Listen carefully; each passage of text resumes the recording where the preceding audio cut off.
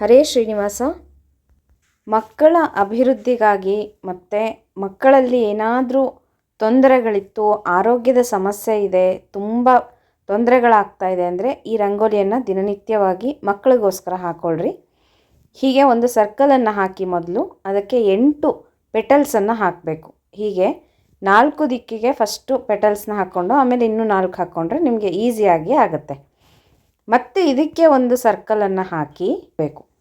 ಇದರಲ್ಲಿ ಕೆಲವೊಂದು ಅಕ್ಷರಗಳನ್ನು ಬರಿಬೇಕು. ನಾನು ಹತ್ತಿರದಿಂದ ನೀಟಾಗಿ ತೋರಿಸ್ತಾ ಹೋಗ್ತೀನಿ, ಅದೇ ಪ್ರಕಾರವಾಗಿ ನೀವು ಅಕ್ಷರಗಳನ್ನು ಬರಿಬೇಕು. ಫಸ್ಟು ಮಧ್ಯಭಾಗದಲ್ಲಿ ಯಾವ ಅಕ್ಷರವನ್ನು ಬರಿಬೇಕು ಅಂತ ಹೇಳ್ತೀನಿ ನೋಡ್ರಿ. ಹ್ರೀಂ ಅಂತ ಬರಿಬೇಕು. ಈ ರೀತಿಯಾಗಿ ಹ್ರೀಂ ಅಕ್ಷರವನ್ನು ಬರಿಬೇಕು. ನಾನೀಗ ಹತ್ತಿರದಿಂದ ಬರೆದು ತೋರಿಸ್ತಾ ಇದ್ದೀನಿ, ಯಾಕಂದರೆ ಕೆಲವರೆಲ್ಲ ಕೇಳಿದ್ರಿ ರಂಗೋಲಿಯಲ್ಲಿ ಬರೆದ್ರೆ ನಮಗೆ ಗೊತ್ತಾಗೋದಿಲ್ಲ ಅಂತ, ಅದಕ್ಕೋಸ್ಕರ ಪೆನ್ನಲ್ಲಿ ಬರೆದು ತೋರಿಸ್ತಾ ಇದ್ದೀನಿ. ಈಗ ನೋಡ್ರಿ, ಕೆಳಗಡೆ ಒಂದು ಅಕ್ಷರವನ್ನು ಹ್ರಾಮ್ ಅಂತ ಬರಿಬೇಕು. ಹೀಗೆ ನಾನು ಯಾವ್ಯಾವ ಅಕ್ಷರಗಳನ್ನು ಬರಿತೀನೋ ಅದೇ ಅಕ್ಷರಗಳನ್ನು ಅಲ್ಲಲ್ಲಿನೇ ಬರಿಬೇಕು. ಹೀಗೆ ಅದರ ಪಕ್ಕದಲ್ಲಿ ಇನ್ನೊಂದು ಅಕ್ಷರವನ್ನು ಬರಿಬೇಕು. ಹ್ರಾ ಬರೆದ್ಬಿಟ್ಟು 2 0 ಹೀಗೆ ಇಡಬೇಕು. ಹ್ರೀಂ ಬರೆದಿದ್ರಲ್ಲ ಮಧ್ಯದಲ್ಲಿ, ಅದರ ಕೆಳಗಡೆನೇ ಯಾವ ಪೆಟಲ್ ಬರುತ್ತೋ ಅಲ್ಲಿ ಹ್ರಾಮ್, ಅದರ ಪಕ್ಕದಲ್ಲಿ ಹ್ರಹ ಅಂದರೆ ಹ್ರಾ ಬರೆದ್ಬಿಟ್ಟು 2 ಚುಕ್ಕೆಯನ್ನು ಇಡಬೇಕು. ಆಮೇಲೆ ಘೃ ಬರಿಬೇಕು.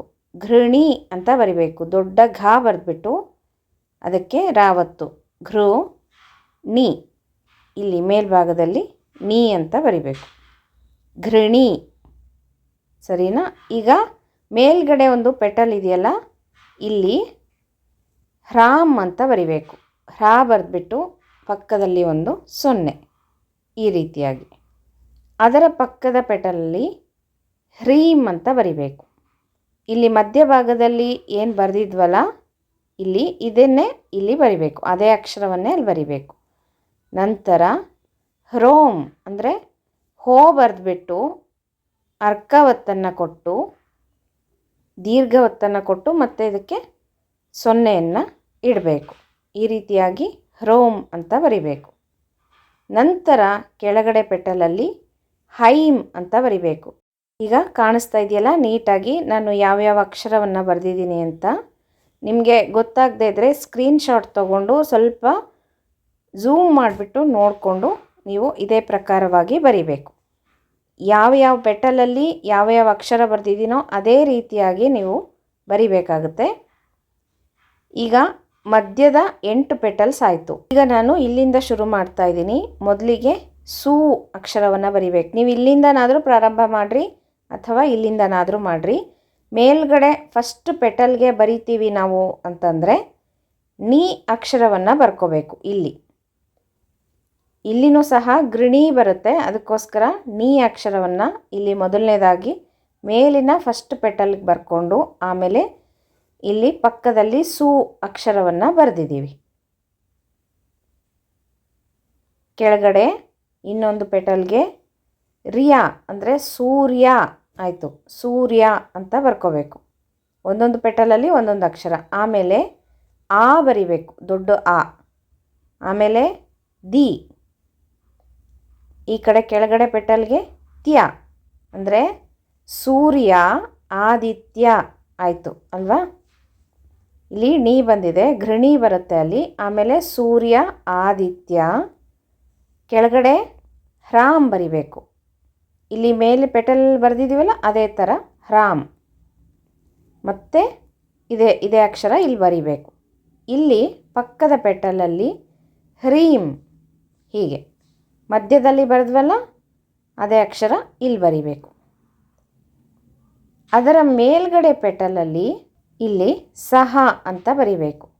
ಸಹ ಬರೆದ್ಬಿಟ್ಟು 2 ಚುಕ್ಕೆಯನ್ನು ಇಡಬೇಕು.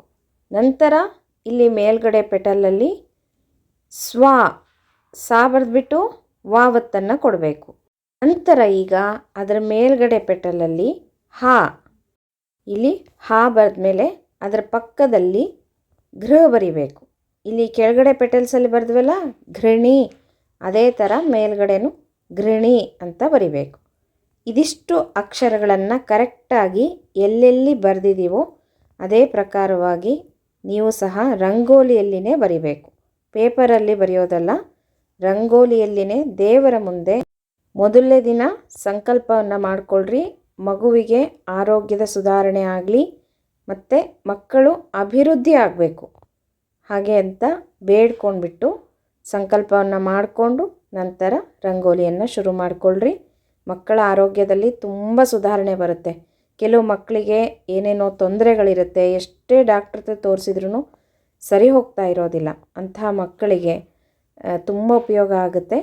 ಕ್ರಮೇಣ ಆರೋಗ್ಯದಲ್ಲಿ ಸುಧಾರಣೆ ಬರುತ್ತೆ. ಇದನ್ನು ದಿನನಿತ್ಯವಾಗಿ ದೇವರ ಮುಂದೆ, ಲಕ್ಷ್ಮೀನಾರಾಯಣರ ಮುಂದೆ ಹಾಕ್ಕೊಂಡು ಅರಿಶಿನ ಕುಂಕುಮ ಅಕ್ಷತೆಯನ್ನು ಏರಿಸಿ ಒಂದು ತುಪ್ಪದ ದೀಪವನ್ನು ಹಚ್ಚಿಟ್ಟು ಭಕ್ತಿಯಿಂದ ಬೇಡ್ಕೊಂಡ್ರೆ ಮಕ್ಕಳಿಗೆ ಒಳ್ಳೆಯದಾಗುತ್ತೆ ಅಂತ ಹೇಳ್ತಾ, ಮತ್ತು ಮುಂದಿನ ವಿಡಿಯೋ ಒಟ್ಟಿಗೆ ಸಿಗ್ತೀನಿ ಸ್ನೇಹಿತರೆ. ಹರೇ ಶ್ರೀನಿವಾಸ.